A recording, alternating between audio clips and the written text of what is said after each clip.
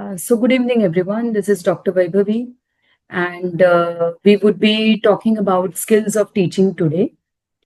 Now, when we talk about skills of teaching, there are many skills that a teacher can look forward to while she starts teaching in a classroom.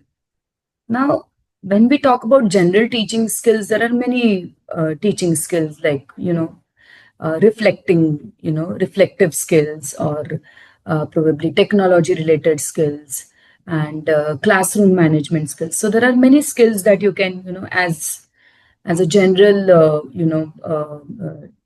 teaching faculty, you can think about. But when we talk about Bachelor of Education program and the teaching skills, we are basically talking about the micro teaching skills. Now, when we talk about micro teaching skills, they are basically trying to say that you want to practice the skills of teaching at a micro level, which means that you want to focus on certain skills in a plan at a particular time. So you want to focus on 2 to 3 skills that you integrate into a class at a particular time. Of course, there cannot be any class which will not have, majority of the skills. So that is always there, but you need to have focus on certain skills. So what are those skills is what we will discuss in today's session. So I'll just share my screen and just give me a second.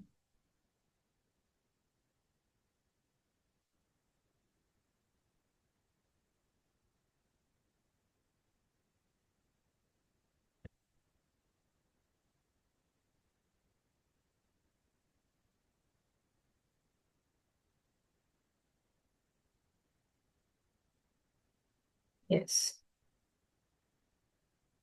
So when I talk about the skills of teaching, there are several skills that uh, you must take into consideration. These are basically around 12 skills that you have to integrate while teach in class, and they are, I think, imperative to all the teaching that has to be taken up into the classrooms by any teacher, I feel. So the skills are introduction skill.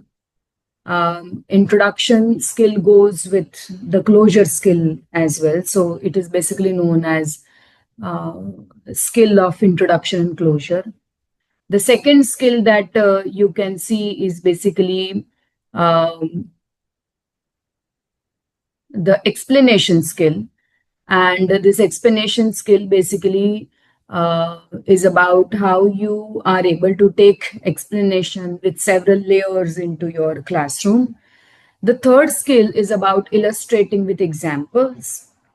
Um, the fourth one is probing questions. So now, just below that, you'll be able to see, reinforcement. So basically, there are three skills that go hand in hand. That is questioning, probing, and reinforcement. So if you see here, I just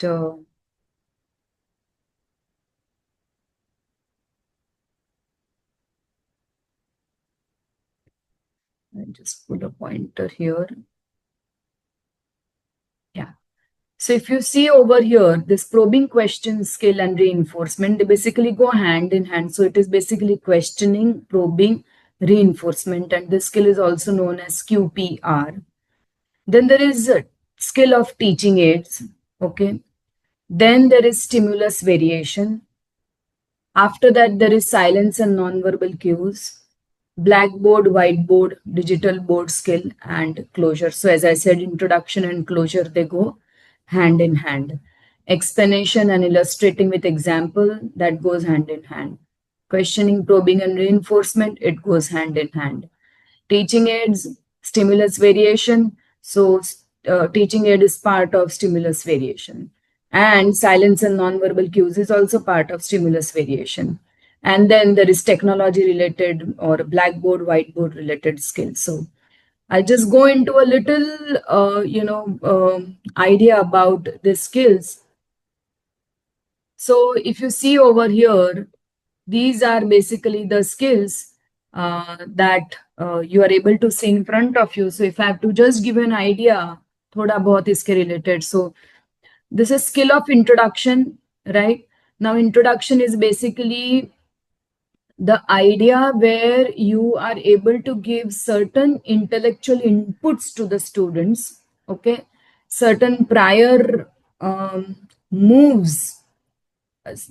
So students come with some prior understanding. So what are the inputs that you are able to give to them so that that prior knowledge is activated, and then the students can easily understand the topic that you are going to teach is the skill of introduction.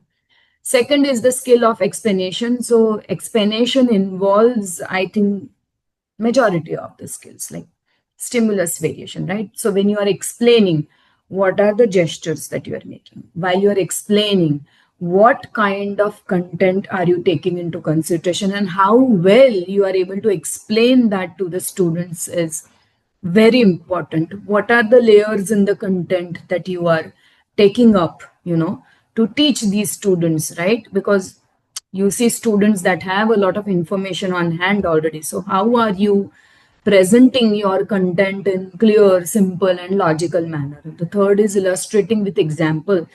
So anything that you explain must be related with an example. So what kind of examples are you able to give to the students? Then I said questioning, probing, and reinforcement goes hand in hand. So when you ask a question, you might get a response, but at times you don't get a response. That in that case, uh, what is the kind of input you are able to give to the student? That is, how are you able to probe, dig a little deeper into the thought process of the student, and then get an answer? And once you get an answer, you basically reinforce. Reinforce means providing motivation to the student so that some behavior that is expected by you is seen again and again, is recurring basically. So how do you strengthen that positive, and how do you not strengthen the not so positive behavior? Use of teaching aids. So basically, if you see, blackboard work is part of teaching aids. So what kind of aids are you using in your class? What kind of supportive materials you're using in the class, so that the student is able to strengthen his understanding? Stimulus variation. So whatever I'm saying right now, I'm using my hand, I'm using my mouth, my words are very clear when I speak. So what is that variation in the stimulus? How well you are able to modulate your voice, and all of that comes in stimulus variation. And then there is silence and nonverbal cues. So at times the teacher asks a lot of questions, gives a lot of instruction. What if she just pauses, if she just remains silent? Students do start picking up attention. So at times your talking may not make an impact, but your silence can make an impact. And whiteboard, blackboard, digital board is what I spoke a little earlier. And then the skill of closure. So how do you, like whatever we have done, how do you close that particular class is the skill of closure. So basically there are, if you see 1, 2, 3, 4, 5, 6, 7, 8, 9, 10. In all, if you see, there are around 10 to 12 skills of teaching that you need to integrate into your class while you teach a concept. So in the next video, we will talk at a little more length on each skill that we would like to, understand here. Okay. Thank you so much. I think we know at least this much, that in a class, skills of teaching are important. What are the kinds of skills of teaching that you can use? So then it is skill of introduction and closure, skill of questioning, probing, and reinforcement, skill of explanation and illustrating with examples, skill of using teaching aid into your classes, Stimulus variation, silence, and nonverbal cues are certain skills that you should be using in your classes as a teacher who really wants to make an impact on the kind of teaching that she does. Thank you so much. We will see you later while we talk about each skill in detail in the next session. Thank you so much.